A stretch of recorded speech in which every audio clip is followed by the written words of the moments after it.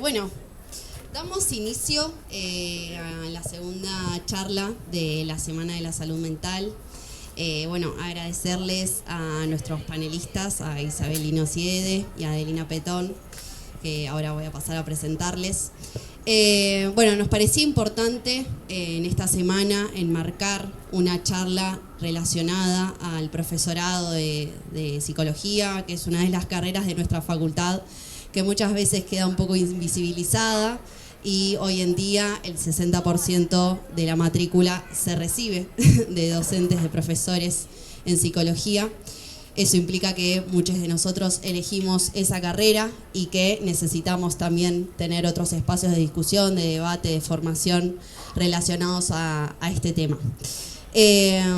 Queríamos abrir un espacio, armarlo, particularmente ahora en el segundo cuatrimestre y, como decía recién, enmarcado en la semana también, porque en una de las materias del profesorado, las prácticas, ya arrancamos con las prácticas y nos estamos encontrando con la escuela, con las problemáticas que atraviesan a esta institución, y nos parecía interesante, hablar de esas problemáticas, de los atravesamientos, de qué es con lo que nos encontramos hoy en día, y también generar espacios para aquellos compañeros que acaban de arrancar con teoría de la educación o con diseño y planeamiento de currículum, como para tener otra mirada, otra perspectiva de la educación. Así que, eso por un lado. Agradecer a Adelina, que ella es vicedirectora de la Escuela 55, de la Escuela Secundaria 55, es parte de SUTEBA y es magíster en Ciencias de la Educación. Y por otro lado, Isabelino Siede, que muchos de nosotros lo conocemos, es un pope de la educación, lo conocemos porque lo leemos, nos nutrimos de él.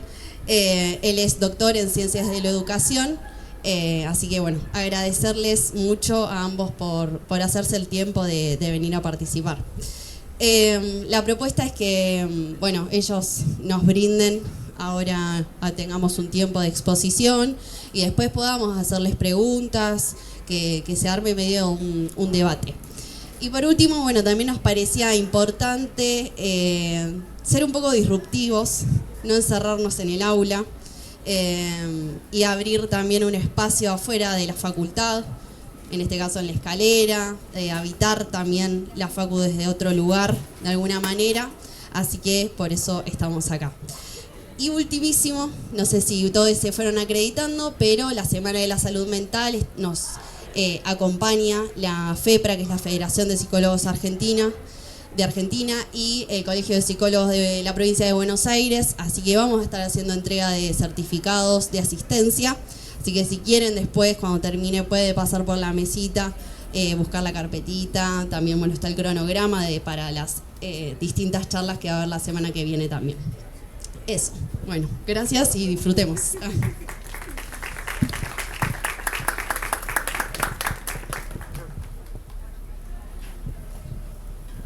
Buenas tardes. Muchas gracias por la invitación. Muy lindo estar acá, muy lindo conversar con ustedes. Primero, me gustaría saber un poco dónde se imaginan trabajando en la escuela, ¿no? En qué lugares, como profes, si hay algún otro lugar en donde se imaginan trabajando, si saben los lugares de trabajo que tienen según su incumbencia, y si tienen alguna idea, alguna pregunta sobre herramientas que necesitarían para trabajar en una escuela. Si alguien se anima a decir algo, algún disparador. Si no, no pasa nada.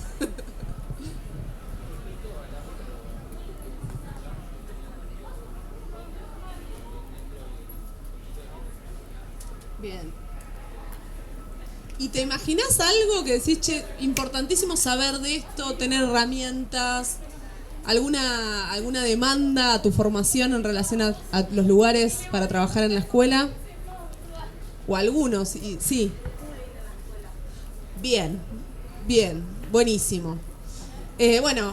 Muy bien, como decías, por lo menos esos son dos de los lugares concretos para ser profe, trabajar en el equipo de orientación.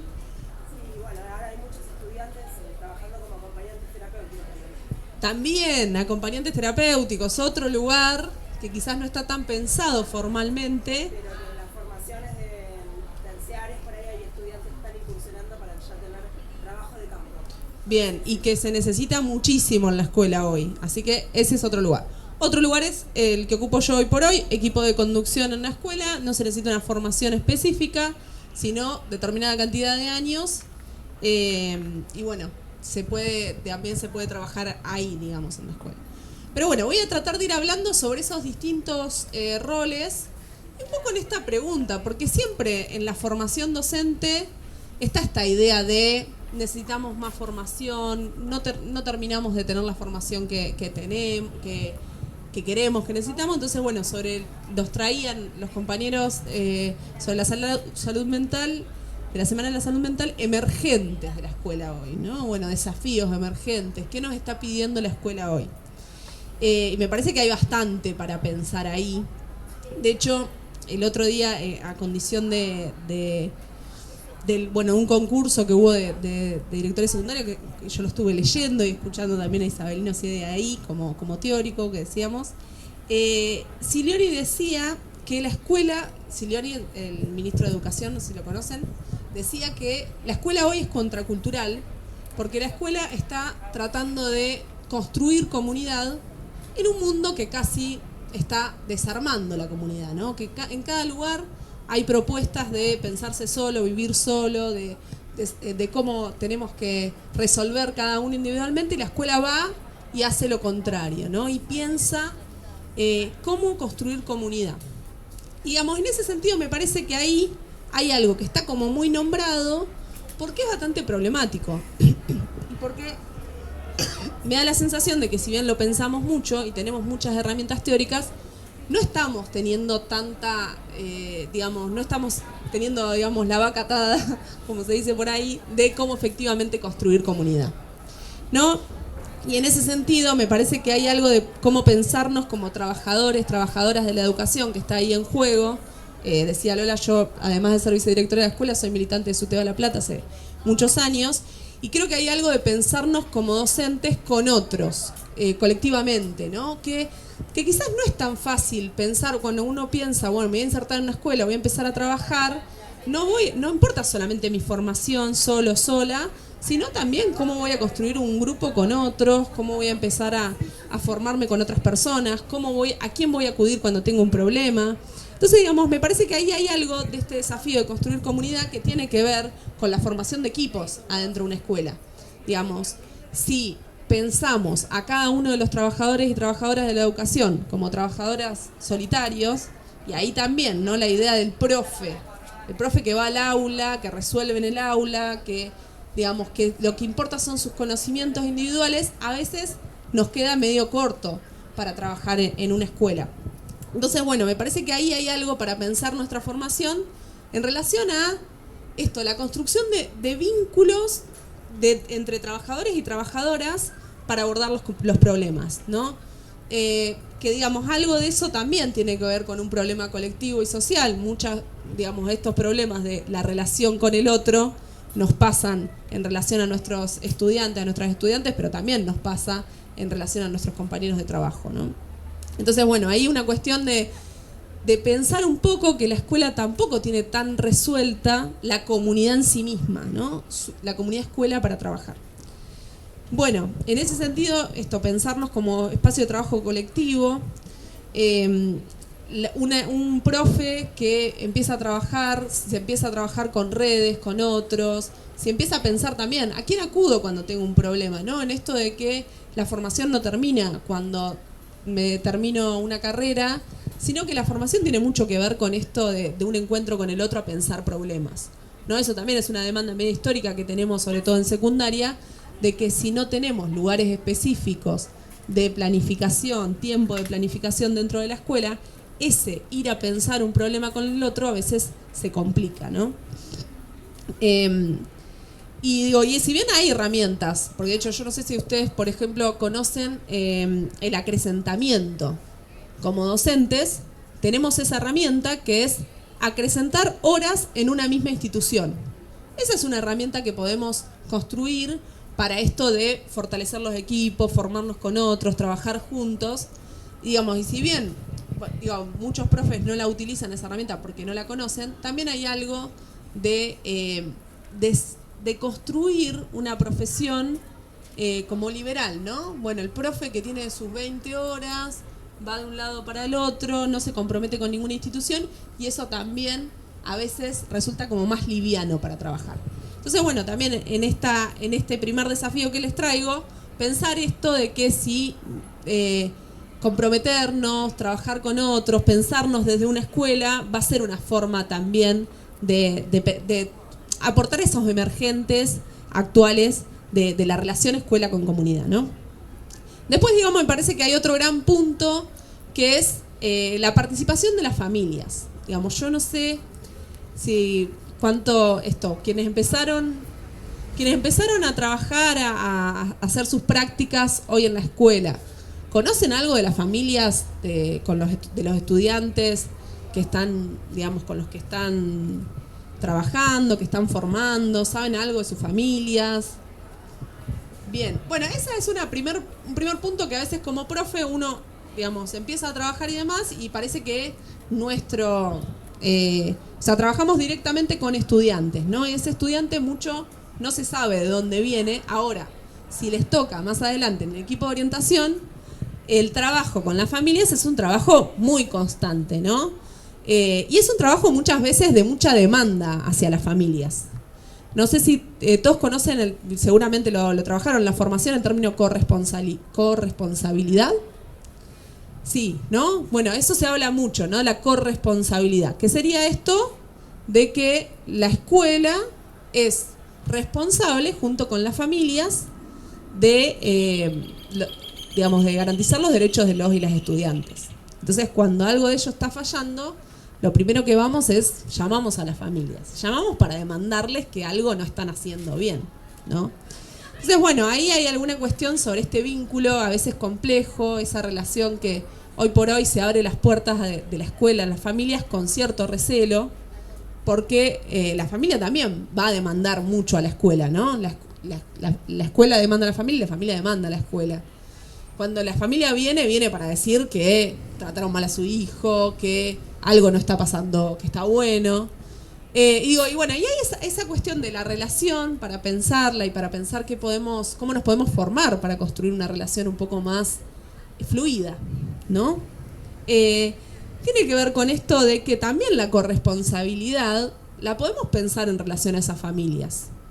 No, porque muchas veces las familias que no saben, o sea, cuando un estudiante, una cosa que sucede mucho en la escuela es, bueno, este chico, esta chica siempre está pegando, ¿no? Pega, siempre resuelve los problemas pegando, o siempre está metido en una pelea, o no trae los útiles, bueno, ¿no? Problemas.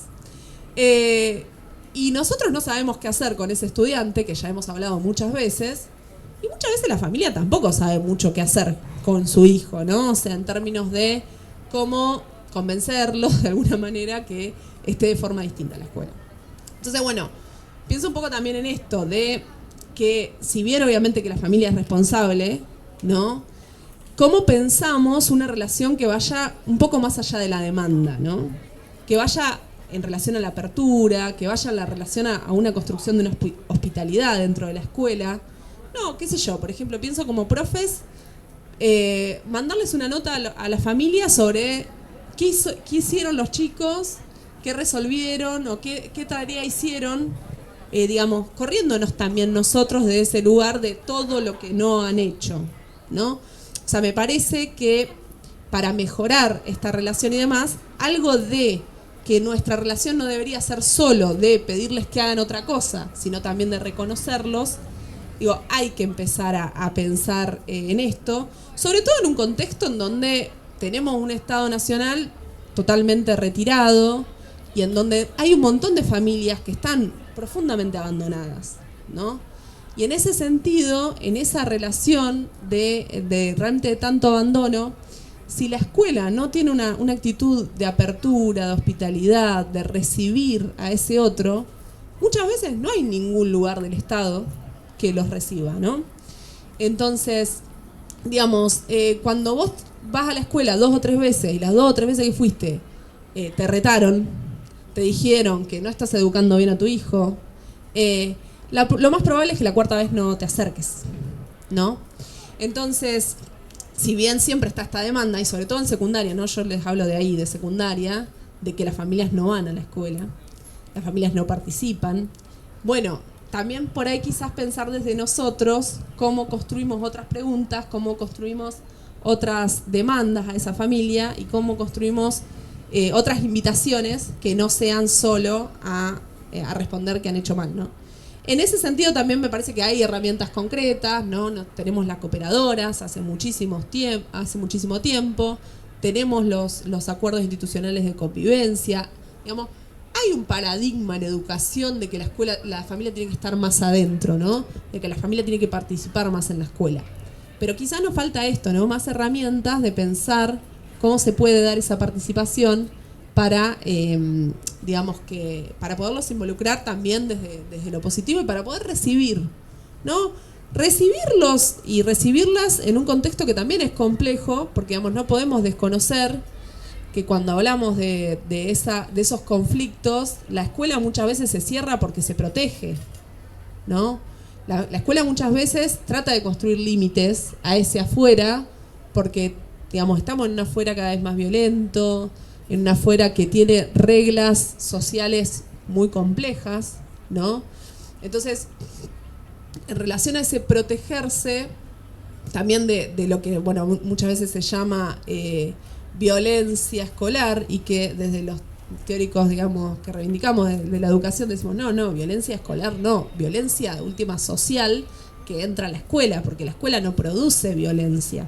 La escuela, de hecho, produce diálogo, produce encuentro, produce, digamos, tratar de construir con un otro.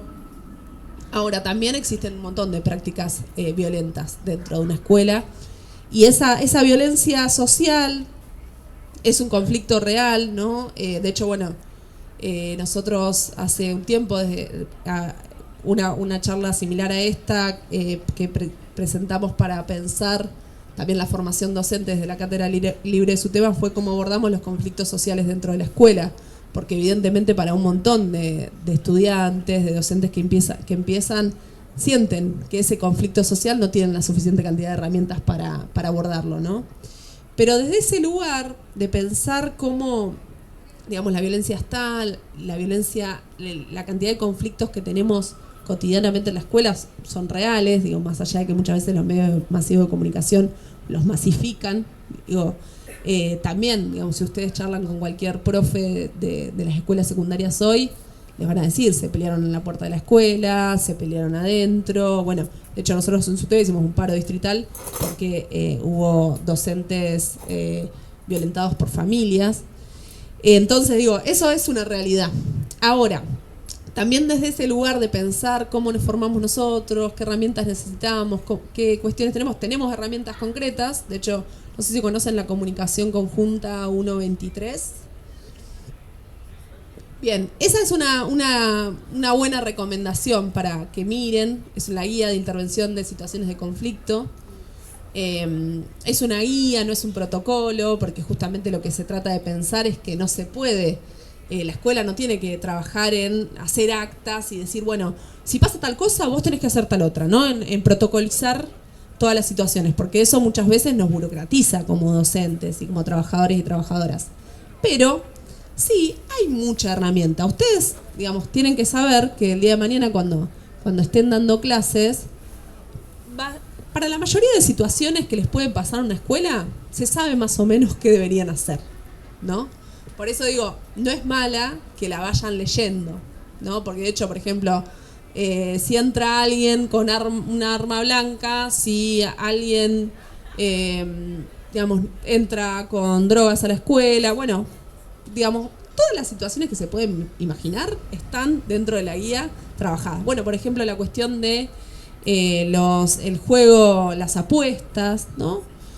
Digamos, todas las situaciones de conflicto que se visualizan, el uso excesivo de los teléfonos celulares, están protocolizados qué cosas se pueden hacer. No significa que con eso tenemos, digamos, la Biblia y ya resolvemos todo. Pero digamos, hay algo ahí de pensar que más allá del protocolo, más allá de saber cómo intervenir, también tenemos que seguirnos formando en términos de qué quiere pensar la escuela sobre qué lazos queremos construir, ¿no? Cómo nos queremos relacionar, cómo queremos estar adentro de la escuela, ¿no? De hecho, bueno, yo recordaba que en el primer encuentro de la Cátedra Libre que les mencioné antes, Isabelino nos recomendaba un cuento de Isaac Asimov que se llama Cómo se divertían. En ese cuento se habla un poco sobre esta potencialidad del vínculo que tiene la escuela.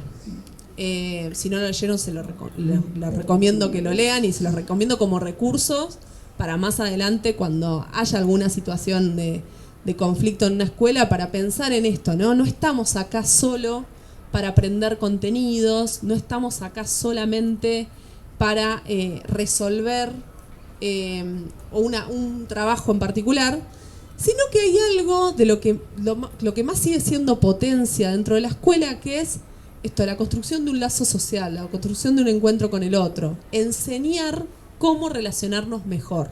No, porque básicamente cuando se sale de la escuela y alguien actúa con violencia, puede ser que te echen de un trabajo, puede ser que te repriman, pero no te van a enseñar a qué hacer. Pero la escuela sigue teniendo ese desafío, ¿no? Que cuando alguien se porta mal o cuando alguien hace algo que no es debido, no lo podemos echar, ¿no? Tenemos que hacer algo con ese sujeto que está actuando de una forma que nos parece que no es la correcta y enseñarle. Y eso sigue siendo un debate y sigue siendo como muy complejo.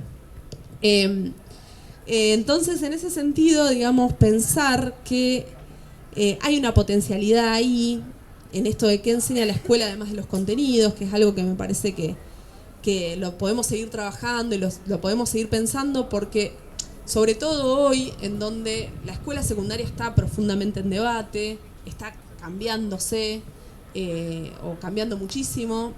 No sé si escucharon hablar del régimen académico, del nuevo régimen académico. ¿Qué escucharon del nuevo régimen académico? A mí me pasa esto de ustedes cuentan cómo cursan, también incluso hasta los contenidos, yo no entiendo, estoy totalmente distanciado. Después lo que más se escucha es esto de Los pibes no repiten. Lo que más se escucha. A mí lo que más me sorprendió es ver cómo está organizado, los contenidos, los horarios. No lo entiendo, Bueno, hay bastante que todavía no se entiende igual, no te preocupes, Juli, no sos vos. Hay algo ahí raro, diferente. La escuela, hay un cambio en la estructura de la escuela que está pasando en este momento, ¿no? De hecho, por ejemplo, ustedes podrían tener este año, cuando hagan una práctica, un estudiante que les diga, bueno, no, vos no cursás hoy. Se retiran de esa hora porque ya tiene la cantidad de materias que puede cursar, entonces no está cursando esa materia. Algo similar a lo que pasa en la universidad, ¿no? O bien que para esa materia específicamente tengan agregados abajo estudiantes que no son de su año y que están recursando esa materia. Ahora, bueno, ese es uno de los cambios que se está dando en este momento, que se dijo mucho esto, ¿no? Los pibes no repiten. Está pasando mucho más que eso, ¿no? En la escuela. Está pasando que un chico de 12, 13 años, 14 años, tiene que conocer qué materias tiene que ir a cursar, ¿no? Entonces que estamos enseñando autonomía a los estudiantes, que estamos enseñando que por ahí su trayectoria va a ser diferente a la trayectoria de sus compañeros. Y por ahí va a estar cursando quinto, pero sigue haciendo alguna materia de cuarto. Algo de todo eso es muy actual, está pasando en este momento, pero además también se viene un nuevo cambio en la educación secundaria, que son los cambios de los diseños curriculares. Entonces, esto está como trabajándose mucho, se está discutiendo mucho, porque, sigue siendo una pregunta, una gran pregunta, ¿para qué va un pibe hoy a la escuela? ¿Qué quiere hacer en la escuela? ¿Qué necesita hacer en la escuela? ¿Qué le sirve de la escuela? Y ese sirve lo pongo como muy entre comillas, en el sentido de que por ahí hace 50 años era un reproyecto terminar la secundaria, ¿no? O sea, vos terminabas la secundaria y sabías que por ahí tenías un trabajo mejor o sabías que querías estudiar. Y digo 50 años, pero también podría decir hace 20, ¿no? Estaba como mucho más claro para qué se terminaba la secundaria. hoy para muchos pibes no es claro para qué están terminando la secundaria. Y entonces ahí aparece también nuestro rol en estos distintos lugares en donde podemos estar en una escuela, de fortalecer eso, de discutirlo, de ponerlo frente a esos estudiantes, de que hay un para qué. De que hay un para qué también porque hay un futuro, ¿no? Que no es poco eso. Porque para muchos y muchas estudiantes hoy que van a la escuela no está muy claro que hay un futuro, que hay proyectos, que se puede hacer algo de acá a 10 años.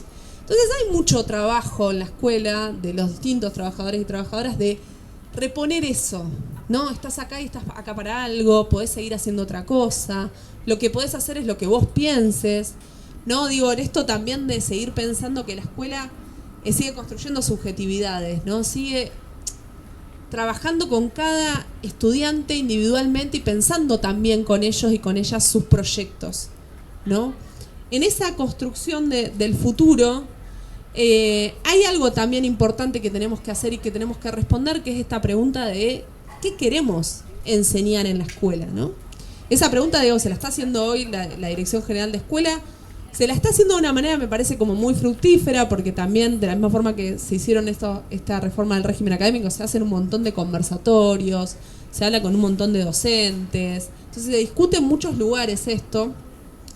De hecho, una pregunta que nos hicieron, por ejemplo, en la última jornada que tuvimos en la escuela fue cómo construir en este presente y con perspectiva de futuro una escuela que los convide y aliente y los cuide y conmueva.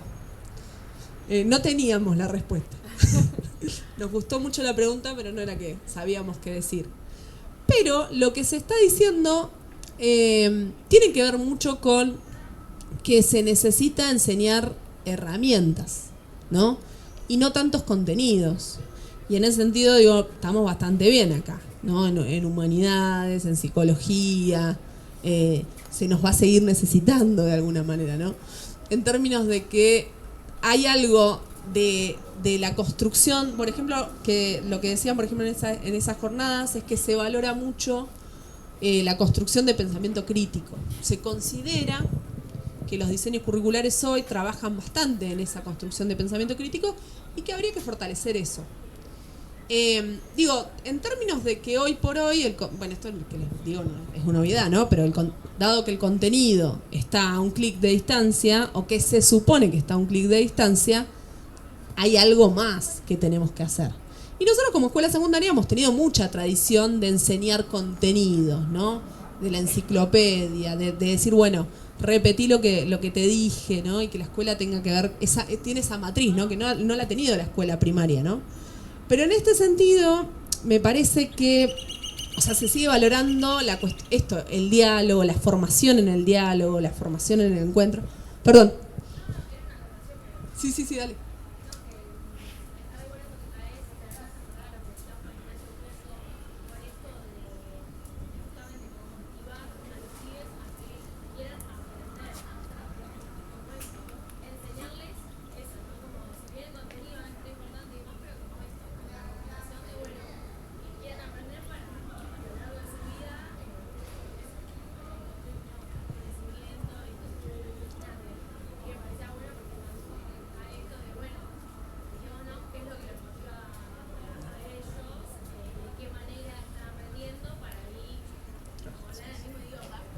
Tal cual. Bueno, gracias, porque de hecho venía pensando un poco en eso, en esta cuestión de que, o sea, la cuestión de la valoración del conocimiento, la cuestión de la valoración del aprendizaje, la valoración del pensar por nosotros mismos, si eso existe, no sé si existe, pero la cuestión de vos pensar, seguir pensando, digamos, que alguien te convide a leer, a buscar otras cosas, a seguir buscando. De vuelta, digo, me parece que son cosas que pasan adentro de la escuela y no pasan en muchos otros lugares, ¿no?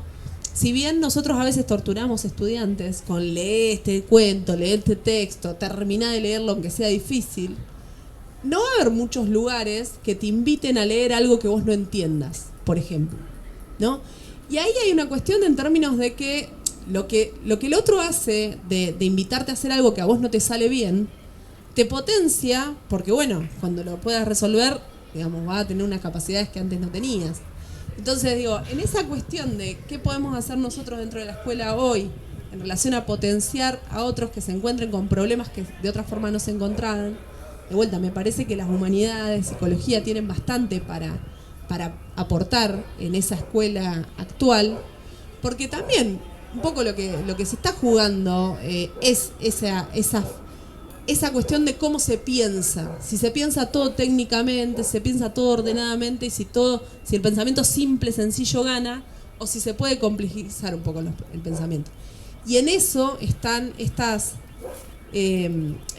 distintas herramientas que deberíamos ir construyéndonos para trabajar con ese estudiante que piensa que estar ahí no sirve para nada, ¿no? Y que a veces no alcanza con decirle que sirve, ya voy cerrando, que sirve para tu futuro, ¿no?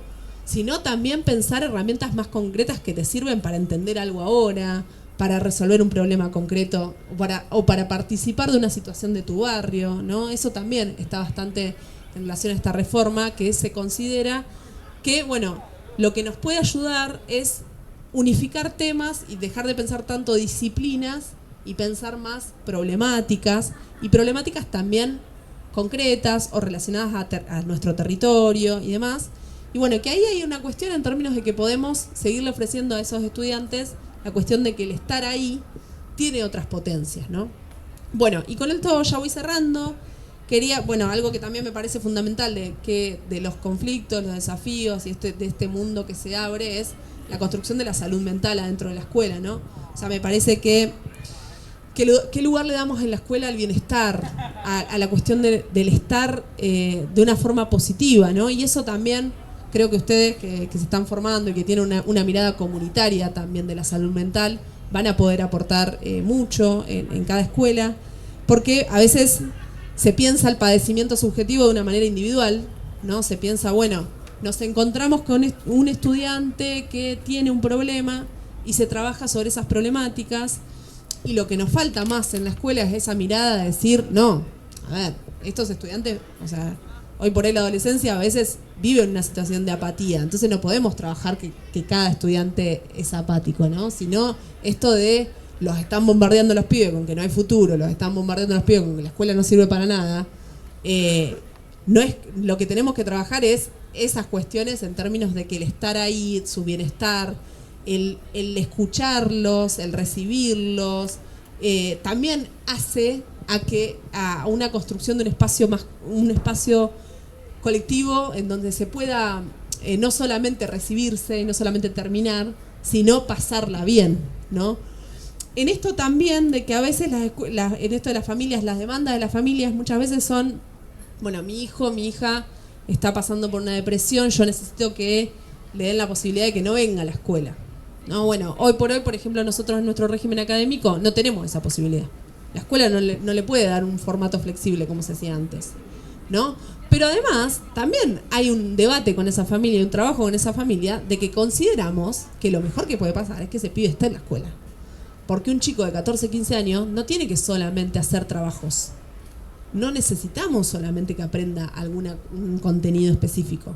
Necesitamos que esté con otros, necesitamos que justamente construya vínculos, ¿no? Entonces, esa mirada también sobre que la salud mental es prevención, que la salud mental es bienestar, es compartir, es construir espacios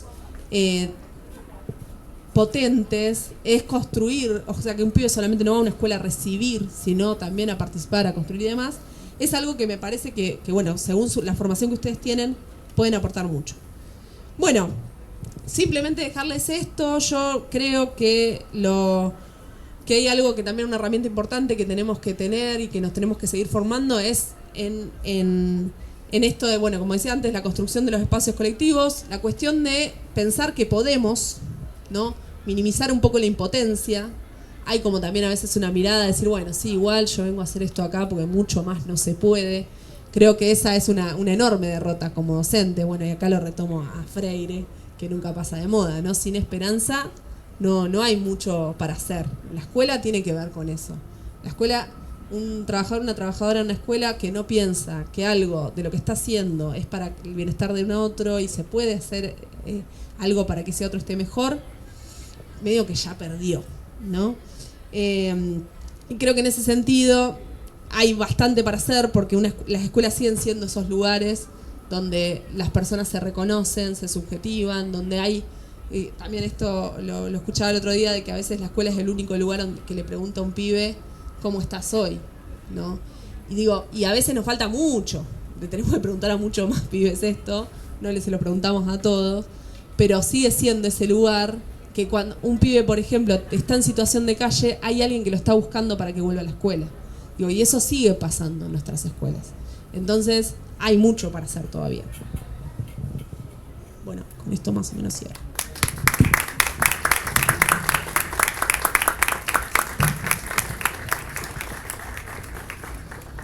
Hola, buenas tardes. Bueno, agradezco la invitación a participar del encuentro, agradezco a la agrupación Utopía, agradezco la presencia de ustedes aquí y agradezco a la primavera que nos ofrezca esta posibilidad de estar al aire libre.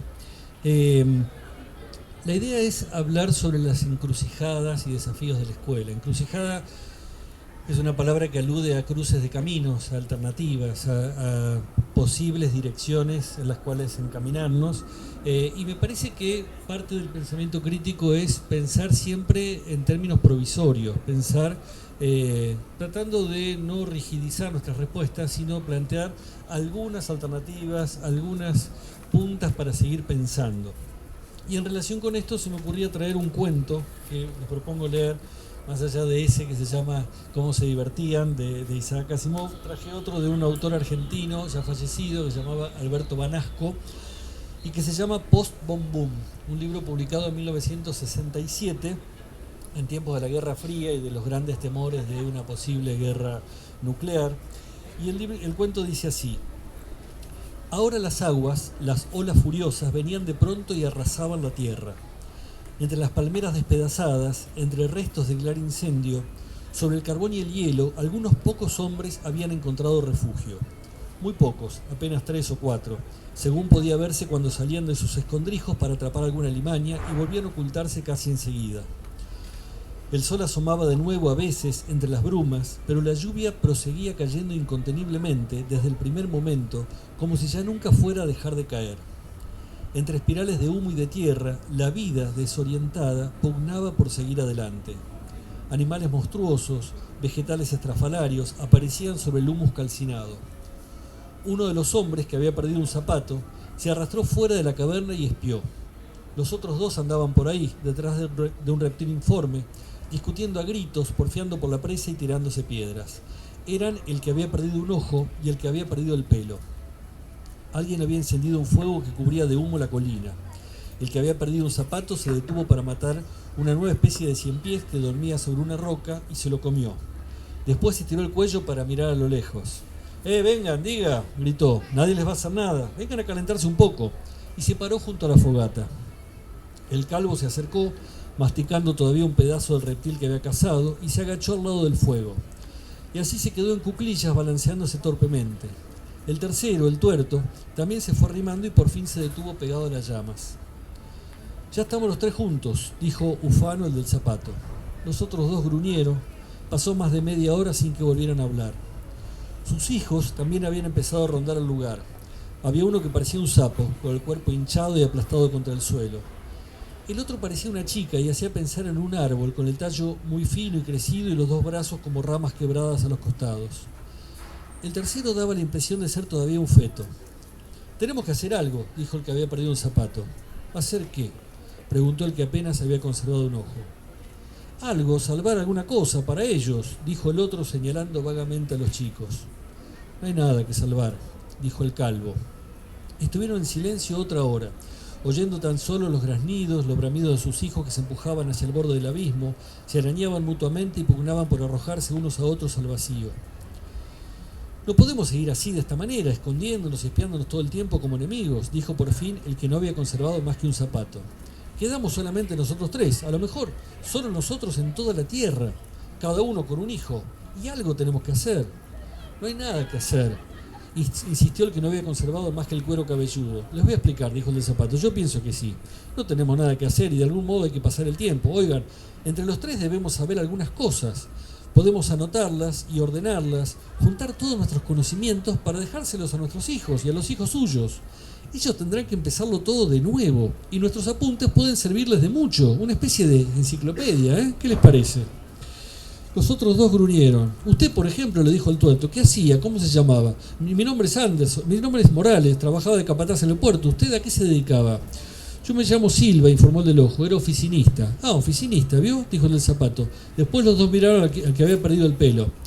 Mi nombre es Anderson, era encargado de una casa de departamentos. El fuego se está por apagar. No, todavía está prendido, pero arrímele esas tablas, no tenga miedo, gracias. Ven, yo estoy acostumbrado a hacer esto, a mandar, a organizar, por algo era capataz en el puerto. Usted, Silva, trabajaba en una oficina, debe saber muchas cosas, por lo menos más que nosotros, ¿o me equivoco? Bueno, sí, puede ser, algo he leído, aunque así nomás por encima. No importa, todo es importante, no tenemos papel, pero podemos ir anotando lo que sea en estos vidrios sucios que hay por aquí. Vidrios rotos es lo que sobra. Empecemos. ¿Qué sabe usted? Silva pensó durante un rato bastante largo. Miraba las llamas con su solo ojo, sentía frío y apenas se había comido esa semana. ¿Qué sabía él? Ahora sentía que sabía casi nada. Comprendía que los habían destruido con los conocimientos más atroces y refinados que algunos pocos hombres se habían reservado para ellos. Y allí estaban ahora con sus hijos monstruosos y el mundo aniquilado, tratando de salvar o recuperar algo. Nerón, pensó de pronto con alegría. Eso sí, recordaba haber visto por televisión una película sobre el emperador romano. Nerón, eso nos podría servir de referencia. ¿Cómo no? Sí, señor, dijo Morales con entusiasmo. Cualquier cosa sirve para empezar. ¿En qué año fue lo de Nerón? Así podemos ir ordenando un poco las épocas. No recuerdo ese detalle, pero fue con Julio César. Nerón quemó Roma, creo que 500 años antes de Cristo. Espere, Nerón, Cristo, Julio César, muy bien, esto marcha. ¿Y lo de Cristo cuándo fue entonces? Ni antes ni después de Cristo, supongo. Supone bien, dijo Morales. Y anotó algo en el vidrio. Perfecto. ¿Qué más? ¿Qué sabe de Julio César? Julio César fue el fundador de Roma. Ah, Nerón quemó Roma y Julio César la volvió a fundar, ¿no es así? Sí, más o menos, creo que sí. Bueno, dijo el hombre con un solo zapato, esto ya está. Pasemos a los griegos. ¿Qué saben de los griegos?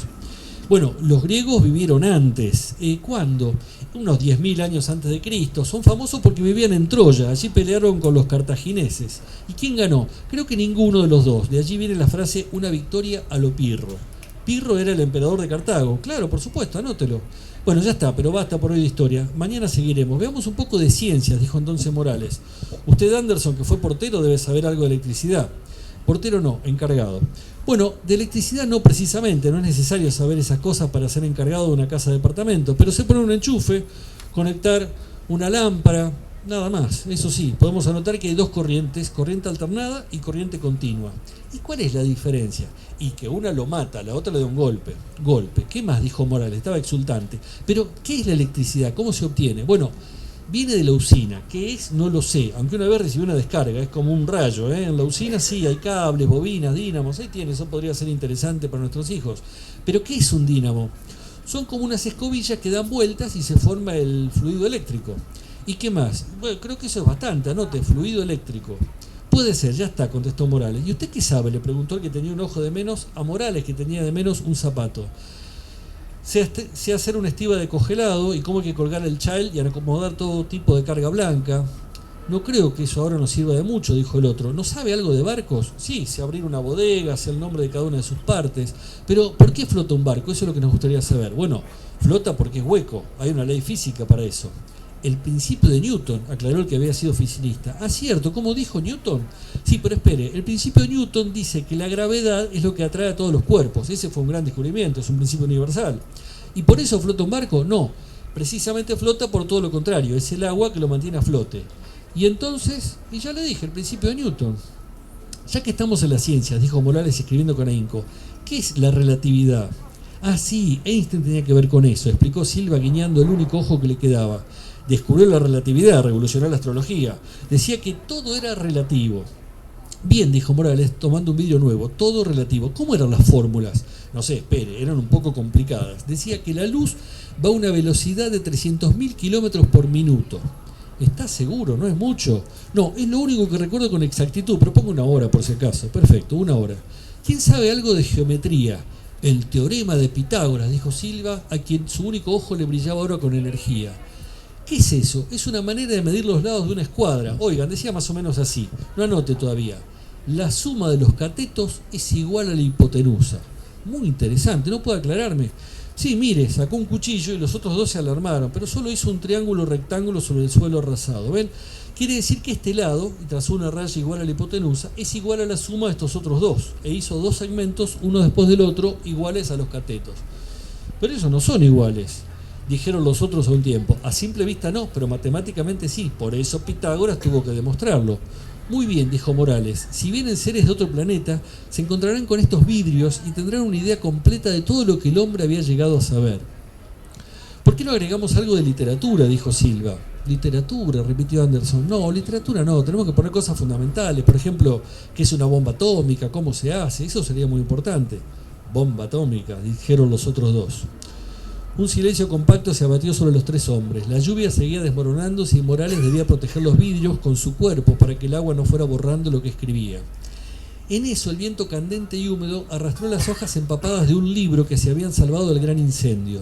Anderson, el calvo, las alisó y las trajo. Eran un tesoro de un valor incalculable para ellos, nada menos que un tratado de anatomía, de astronomía, de zoología.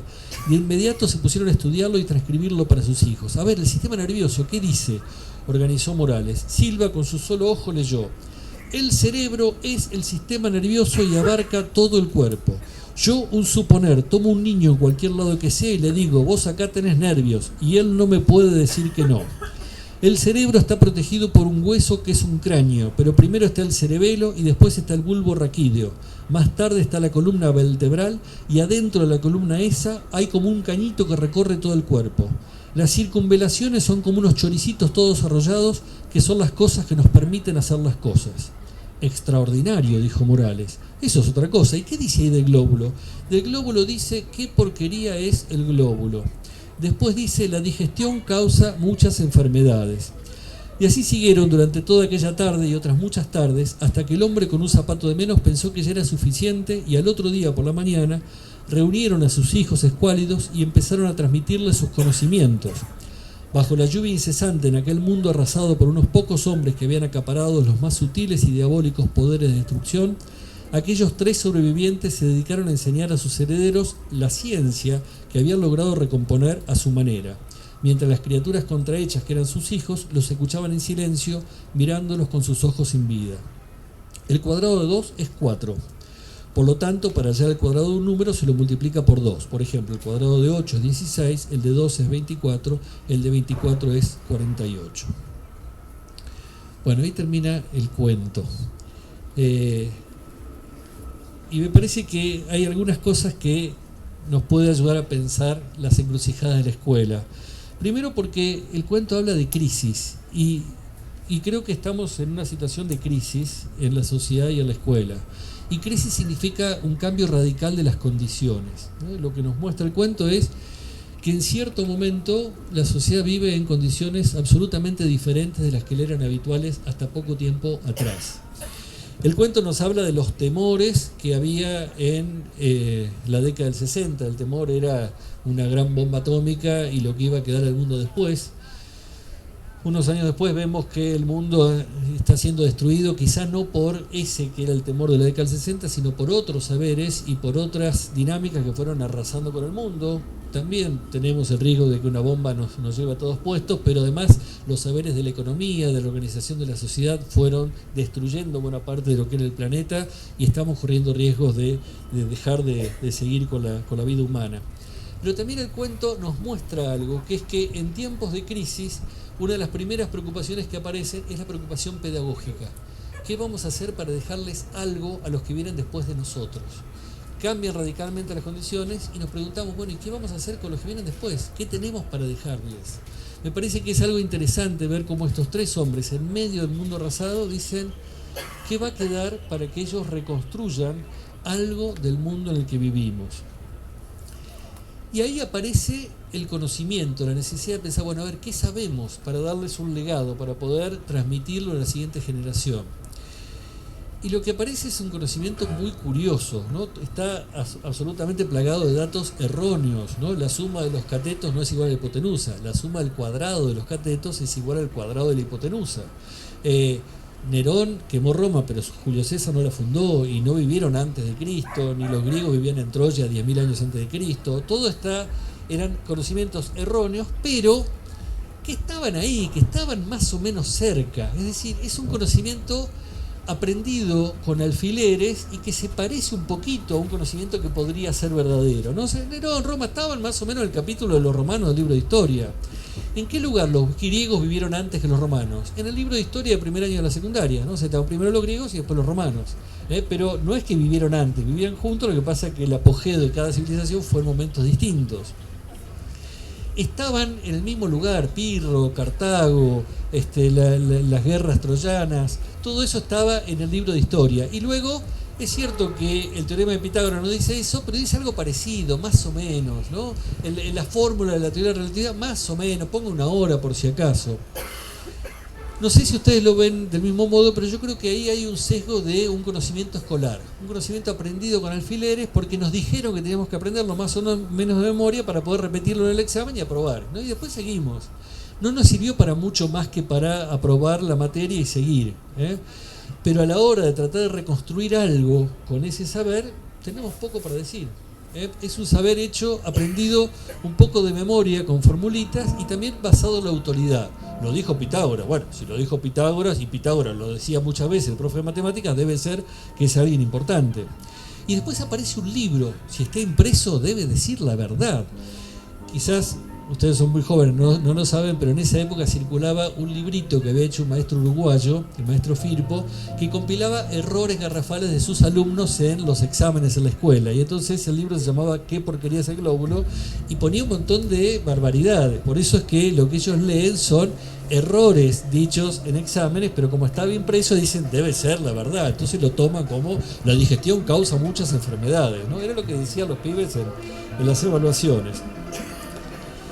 Fíjense que también hay alusión a que había otro tipo de conocimientos refinados que unos pocos hombres se habían guardado para sí, pero lo que la mayoría tenía era ese conocimiento berreta, el conocimiento repartido por la escuela, que no era el que había generado la crisis, pero tampoco era el que podía permitir salir de ella.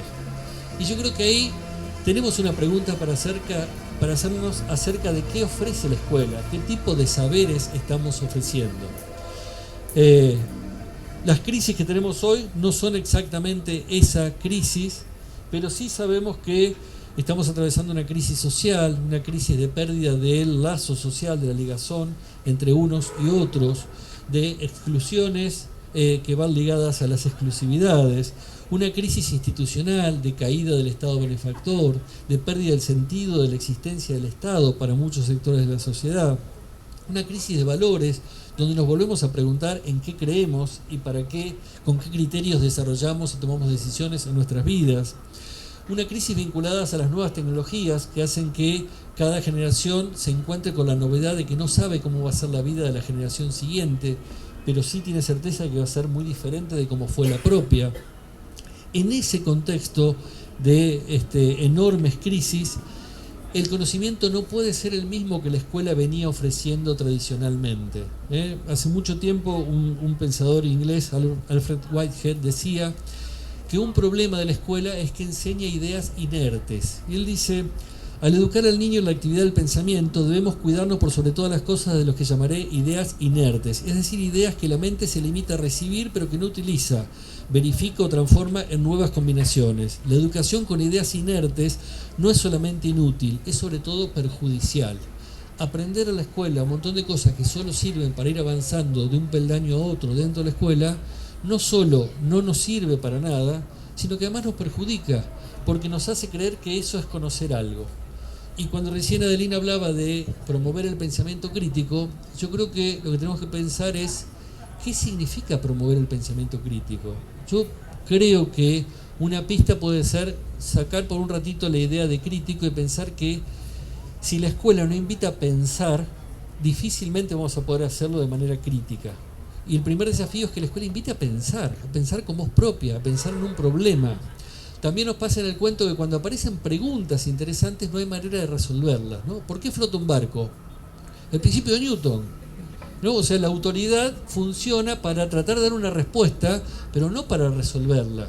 ¿no? ¿Qué es la electricidad? No sé, pero tené cuidado porque te puede dar una patada. Y una de las cosas que nos ocurre en la escuela es que cuando hay preguntas interesantes, la respuesta más frecuente es ya lo vamos a ver más adelante, ¿no? O lo verán en otro momento de la escolaridad.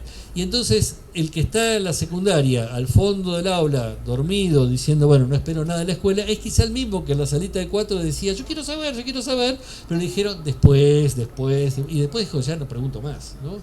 Ahora, si cuando alguien pregunta, lo que responde el docente es un principio de autoridad, digamos, es palabra de Freud, te alabamos, señor Freud. Digo, eso no me sirve para nada. Creo que lo primero que tenemos que pensar es qué de lo que yo tengo como conocimiento sirve para resolver algún problema, y sobre todo algún problema de quienes tengo delante. Tengo delante un montón de sujetos. Sí. Situar a los sujetos. Sí. Creo que eso es una labor y un poco de lo que decía hoy Adelina. No solo lo del trabajo interdisciplinario, que es conveniente, obviamente, sino que el aula tiene que dejar huella. Yo creo que el aula tiene que dejar huella, tiene que dejar con la voz que Sí. deja, y eso es poner el cuerpo. Sí. Ponerle el cuerpo, no todos dentro del sistema están impuestos, por así Sí. decirlo. Creo que queda caduco después de la pospandemia, ¿no? De lo que hemos venido. Hoy un poco citando también Sí. el cuento que vos traes. Pero básicamente diría, para poder invitar a pensar críticamente, lo primero que necesitamos son profes que estén pensando críticamente, o que estén pensando, que estén enamorados de lo que tienen que enseñar, lo cual no quiere decir que tengan verdades absolutas en absoluto, sino que digan, esto a mí me interesa, y yo siempre digo, me encuentro con muchos colegas que dicen, un problema en la escuela secundaria es que a los chicos no les interesa nada. Y yo creo que ese no es un problema relevante. El problema relevante es que hay muchos profes a los que no les interesa lo que tienen para enseñar. Cuando uno se encuentra en la escuela que un profe de música lleva su violín y toca apasionado, por lo menos los pibes dicen, ¿qué tendrá la música que este tipo lo pone así? ¿No? Cuando el profe de matemática dice, yo quiero contarles lo maravilloso que es este teorema, quizá los pibes no se fascinan con eso, pero por lo menos dicen, algo debe tener, porque este profe se pone así. Entonces, si uno ve a una persona enamorada de ese conocimiento que quiere promover, por lo menos le genera la curiosidad de qué tiene. Y digo esto porque seguramente eligieron una carrera para ser docentes de psicología porque se enamoraron de ese conocimiento. Y lo primero que uno tiene que cuidar es ese enamoramiento, que no es fácil de sostener después de mucho tiempo, ¿no? Esto es como el matrimonio, ¿no? O sea, los primeros meses, ¿no? Decía Lelutier que el amor eterno dura aproximadamente 3 meses. Bueno, el matrimonio también hay un momento de pasión y un momento donde hay que remarla, ¿no? También nos pasa a los docentes que tenemos que remar ese cariño que tenemos por el saber que tenemos para enseñar. Pero si no lo remamos, las primeras víctimas son nuestros estudiantes que dicen, este tipo se aburre de lo que está enseñando. Y la segunda víctima somos nosotros, que estamos efectivamente ahí aburridos de lo que estamos enseñando. Entonces creo que un camino para poder invitar a pensar es no dejar nunca de pensar en el aula y de verdad de llevar esa pasión por estar conociendo en el aula. Por eso digo, si vamos al aula pensando lo que dijeron los popes de la psicología y no pensando los problemas que quisieron resolver y que nosotros mismos también estamos tratando de pensar sobre ellos, es difícil que podamos invitar a pensar a nuestro estudiantado. Creo también que en la pospandemia tenemos que pensar cuáles son los desafíos hoy de la escuela, que algunos se mantienen incólumes y otros son nuevos. Tomo un texto de Eric Sadin, pensador contemporáneo, que dice: es probable que en los años post-coronavirus emerja un fascismo de nuevo cuño. Estaría hecho de otra materia y procedería no de un poder que busca someter cuerpos y espíritus a su ideología, sino de una multitud de individuos que solo se remiten a sus propios credos, forjados antes que nada por el resentimiento y su resolución de obtener, cueste lo que cueste, su tajada. Por eso se lo podría calificar de fascismo individual atomizado. Siempre es discutible utilizar la palabra fascismo para hablar de las nuevas derechas, porque el fascismo es algo que apareció 100 años atrás en Europa, pero por lo menos hay algo que tiene en común, que es que produce una ruptura del lazo social. No del mismo modo que 100 años atrás, sino por vía de la exacerbación del individualismo. Por eso es un fascismo de nuevo cuño.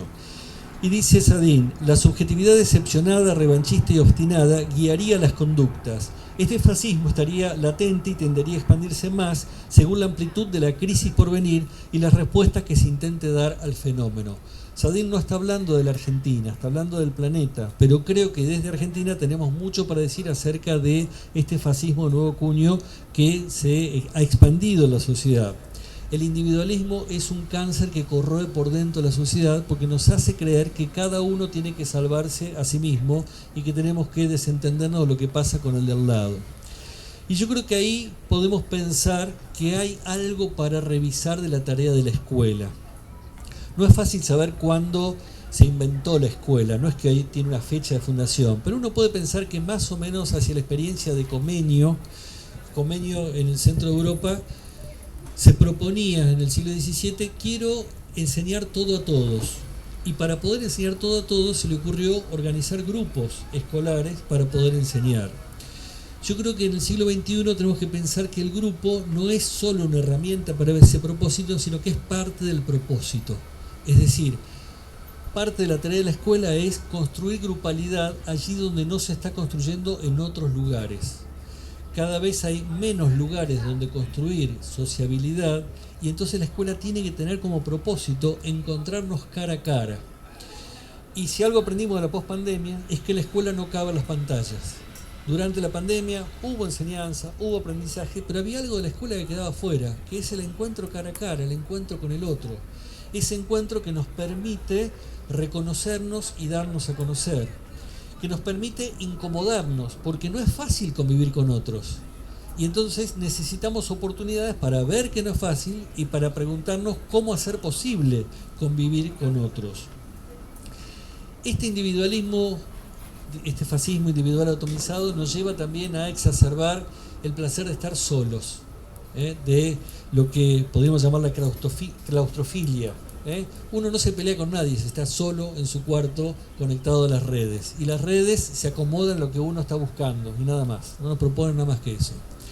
Cuando nos encontramos con alguien que no elegimos que esté al lado mío, pero que resulta que está ahí al lado y me lo tengo que bancar y tengo que aprender a convivir con él. En muchos lugares por primera vez en la escuela. Y en la escuela la convivencia se hace efectivamente cada vez más difícil. ¿Por qué? Porque antes, cuando chicos y chicas no estaban en la escuela, estaban en las veredas o las plazas y aprendían a convivir en la vereda y en la plaza. Ahora cada vez más, cuando chicos y chicas no están en la escuela, están frente a una pantalla solitos en sus casas. Antes, cuando yo era chico, estar frente a una pantalla significaba que mis hermanos y yo esperábamos las 2 horas por día que había tele para chicos y después teníamos que negociar cuál de los 4 canales que había íbamos a ver y después quién se paraba para cambiar el canal y para acomodar la antena. ¿No? Había toda una negociación grupal en cada hogar. Cada vez más en los hogares hay una pantalla para cada individuo. Una pantalla que implica que no hay que negociar nada con nadie.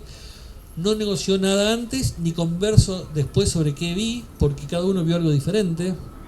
Y yo creo que la escuela tiene la invitación a incomodarnos mutuamente en el estar compartiendo un espacio. Y nos encontramos cada vez más con chicos y chicas que dicen, ¿qué botón tengo que tocar para que se vaya el de música que es insoportable? Y no hay botón para que se vaya, ¿no? ¿Qué botón tengo que tocar para que se aleje este que me molesta, que huele mal, que habla distinto, que quiere otra cosa, que no es la misma que quiero yo, o que quiere lo mismo que quiero yo?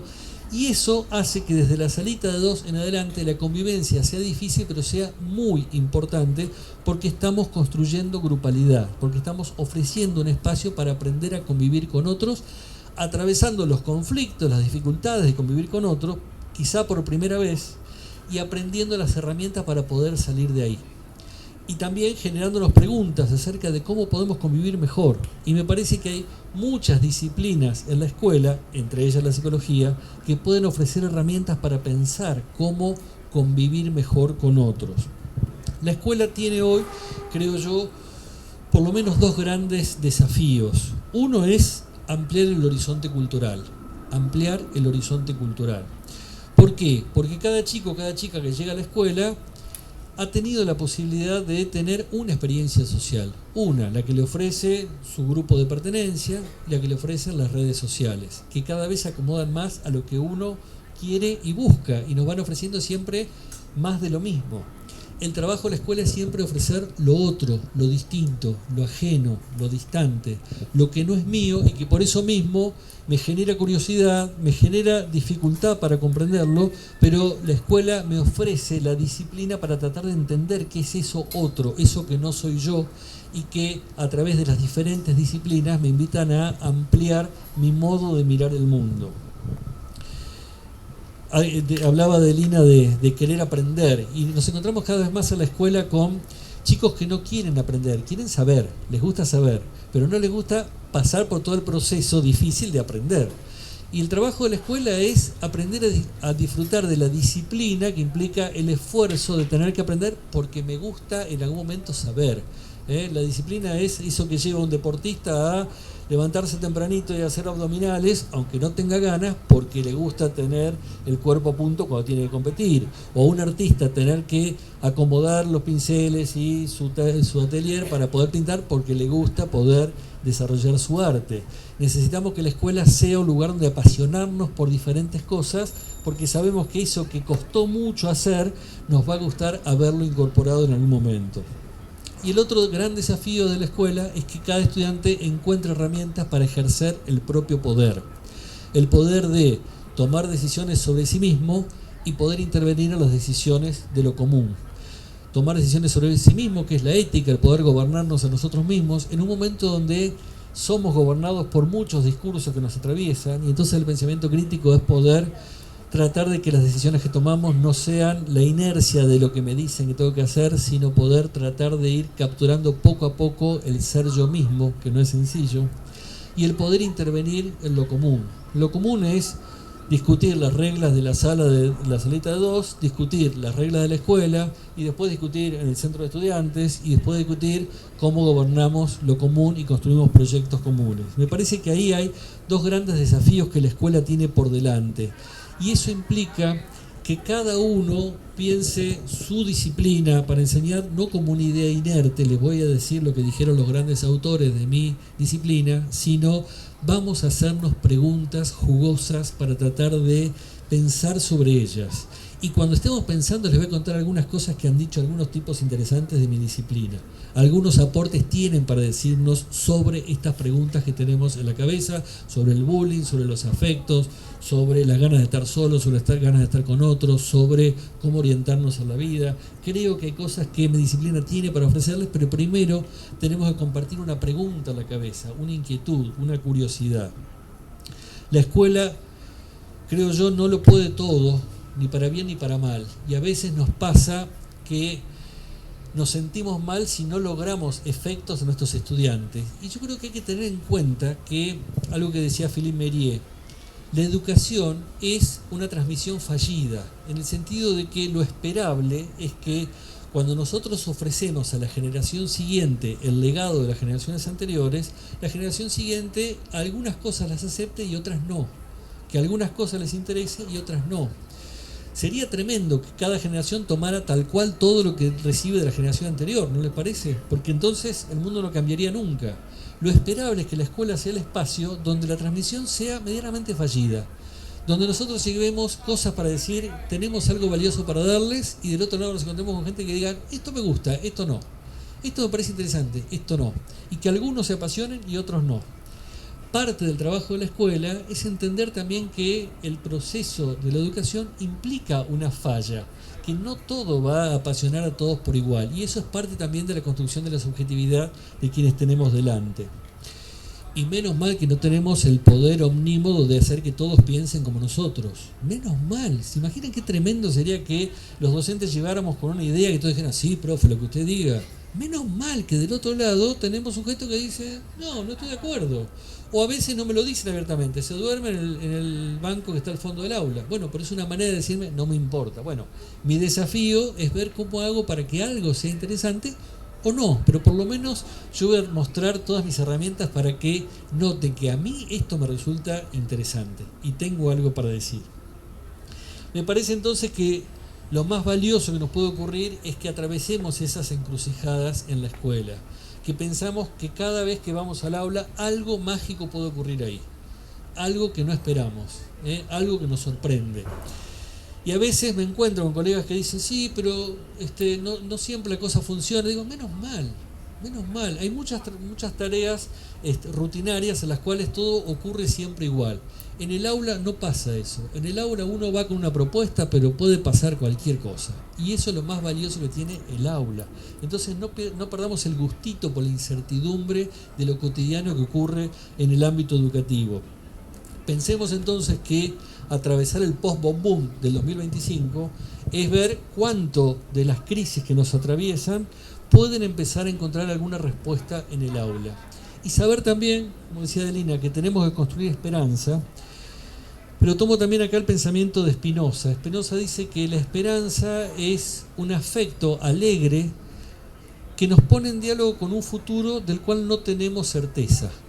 Si tuviéramos certeza, estaríamos tranquilos, pero como no sabemos cómo es el futuro, estamos esperanzados, nos gustaría que fuera de cierta manera. Y la contracara de la esperanza es el miedo, y el miedo es un afecto triste que nos vincula con el futuro, del cual tampoco tenemos certeza.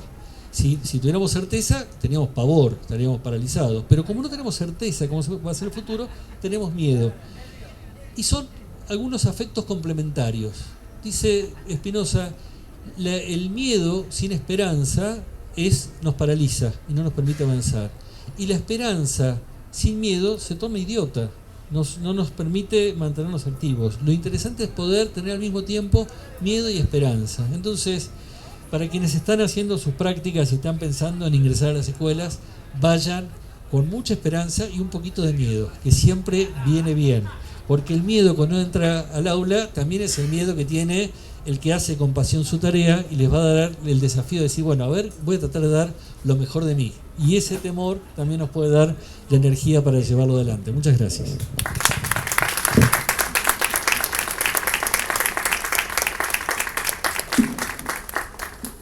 Bueno, ¿se escucha? ¿Sí?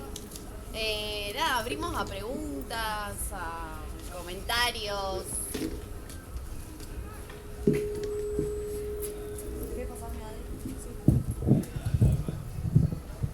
¿Algún comentario, alguna pregunta?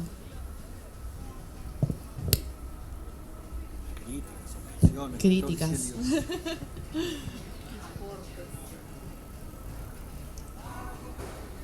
¿O cómo la ven? Cuéntenos cómo la ven ustedes. No sé, me ocurre que sí, pero me encantó la charla. Puedo decir eso. Me quedé impactada. No esperaba una charla tan profunda. ¿Quería decir? No, que yo, por ahí les puedo compartir una experiencia. Yo soy docente de escuela primaria.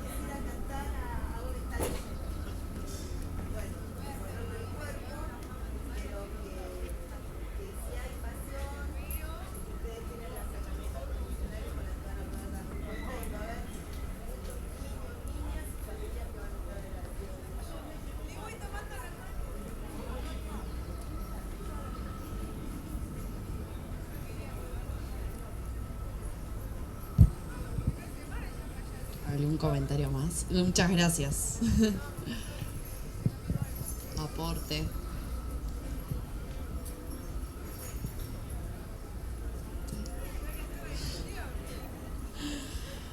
Bueno, ¿seguros? ¿Alguna pregunta?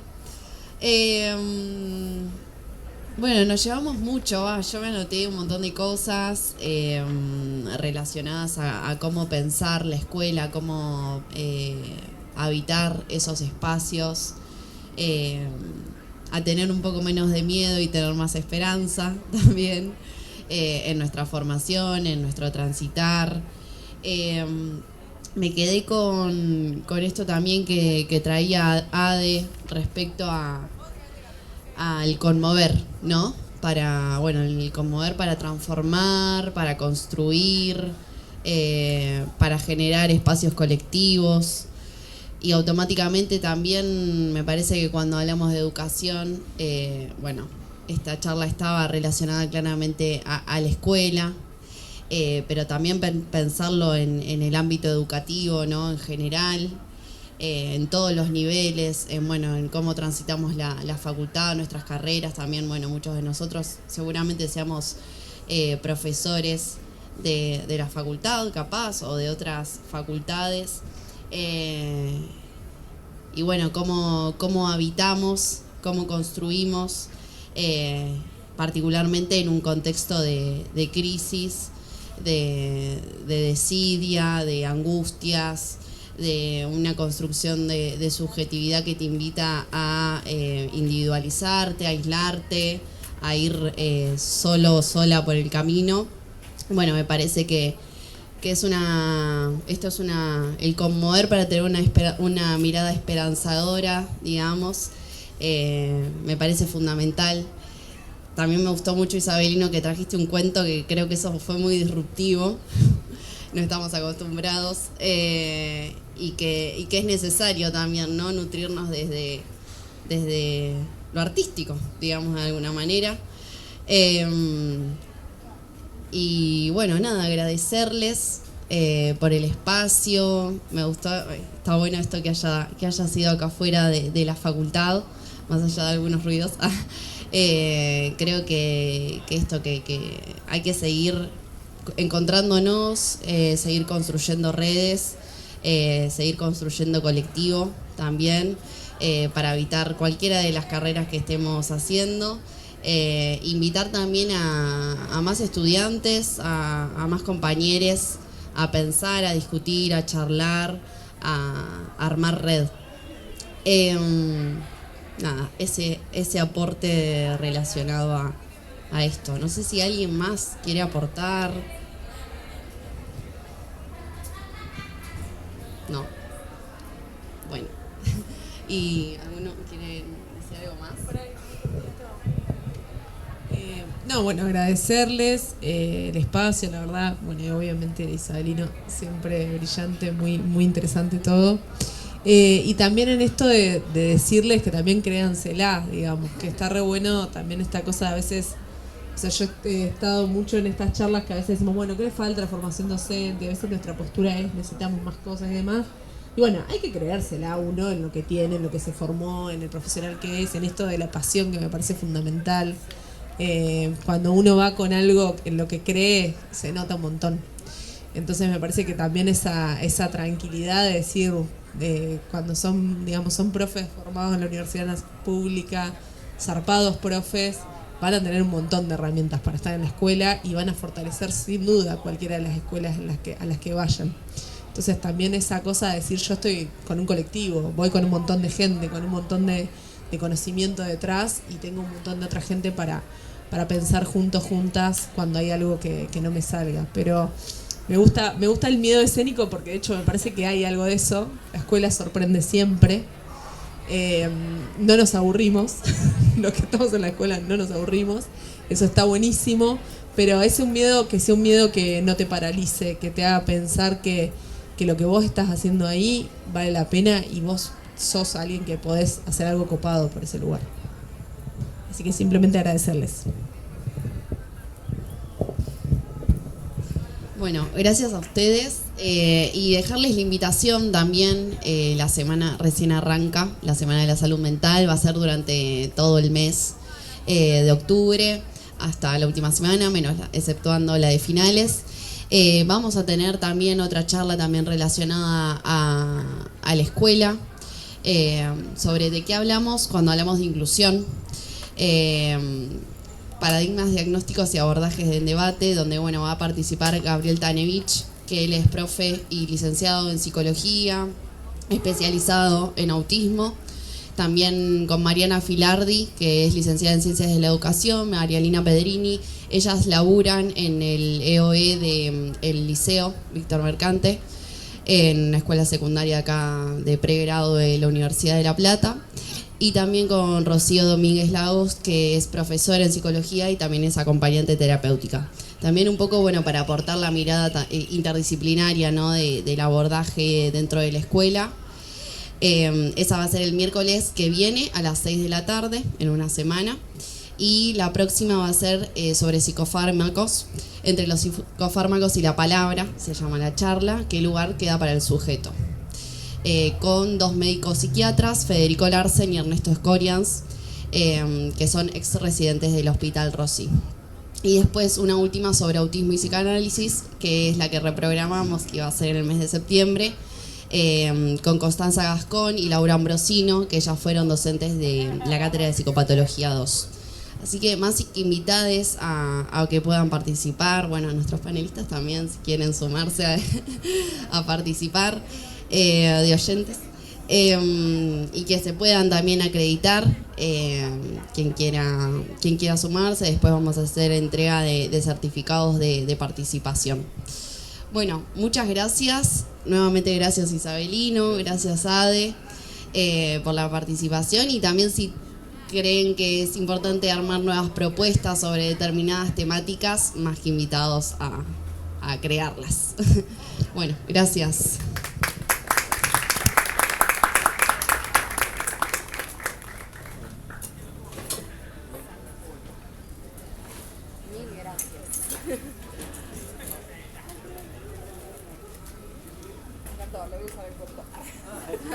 Sí, muy bueno. Me salió disruptivo, pero de lo positivo, ¿verdad? Sí. Voy a pensar en cuentos que usaría si hubiera enseñado psicología. Sí. Me quedan unos cuentos para bullying y maricas de Abelardo Castillo. El marica de Abelardo Castillo. Abelardo Castillo es un cuentista. Ay, Bruno, ¿cómo se apaga esto? Mati, ¿sabes cómo se apaga? ¿Y el otro? No, vamos a ver, nosotros. Deje de tener transmisión.